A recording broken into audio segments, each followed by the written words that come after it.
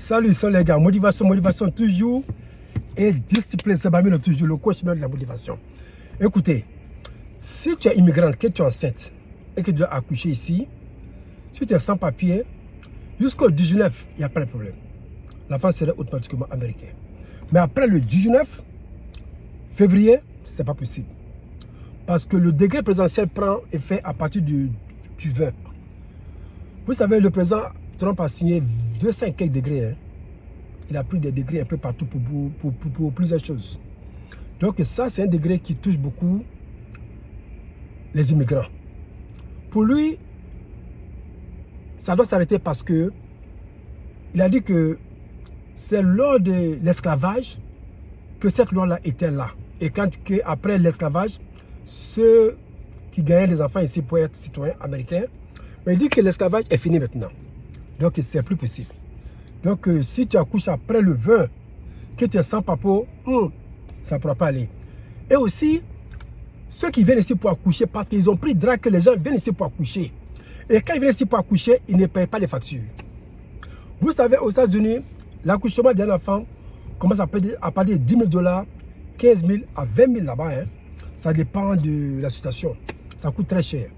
Donc, les gens viennent ici pour accoucher. J'ai trop entendu quoi. Les gens viennent ici pour accoucher. Ils ne payent pas les factures. Ils volent les passeports de leur pays, africain ou européen même. Et puis ils s'en vont. Ils laissent la facture. Ils amènent la facture sur la personne où ils sont allés, où ils vivaient. Mais bon, après un moment, c'est fini parce que la personne n'a pas de numéro de social sécurité. La personne n'a pas de statut ici. Donc ça reste comme ça. Vous voyez. Donc les gens savent tout ça maintenant. Donc ils voient que vraiment c'est une perte pour eux. C'est pourquoi le président est trop chaud pour arrêter. Mais il ne pourra pas arrêter ça à 100% parce que c'est une loi qui a été votée depuis 1800 et quelques. Donc s'il veut changer ça, il faut que ça aille dans la constitution déjà. Hein. Il faut qu'il change la constitution. Ah, là aussi c'est un combat. Hein. Donc actuellement il y a 26 États qui ne sont pas d'accord. Qui disent que non, ils ne sont pas d'accord. Qui ont envoyé le problème maintenant à la justice pour bloquer. Bon, avant ça, à partir de 20, ça va commencer quand même. Vous savez, les histoires de justice, ça prend le temps. Vous voyez.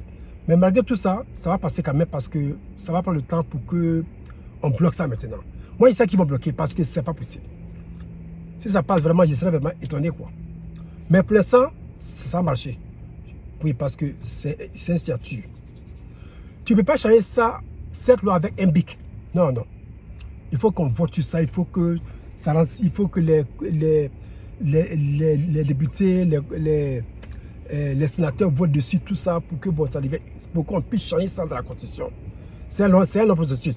C'est un processus même qui peut prendre le temps jusqu'à ce que les 4 ans finissent même pour qu'ils quittent au pouvoir. Voilà. Donc, pour vous dire que vraiment, c'est pas facile. Et que si tu planes, avoir un plan pour avoir un enfant ici, voici ce que tu dois savoir, quoi. Mais si tu as le papa, il n'y a pas de problème. Tu es libre. Ça passe. Donc, c'était pour vous dire ça. Que vraiment, que Dieu facilite ça pour nous. Et que tout soit facile pour chacun de nous. Ok? C'est très important que je vous dise ça. Parce qu'avoir un enfant, en Occident, puis l'enfant n'est pas citoyen de ce pays, vous voyez que ça fait mal déjà. Donc, tu fais comment? Donc, l'enfant serait ivoirien ou bien malien ou bien guinéen ou bien français. Parce que tu n'as pas les papiers de ce pays d'abord. Vraiment, c'est fort, mais on fait avec ça. Ok? Donc, que vraiment Dieu nous garde, que Dieu fasse ça pour chacun de nous. Portez-vous bien. Bye bye.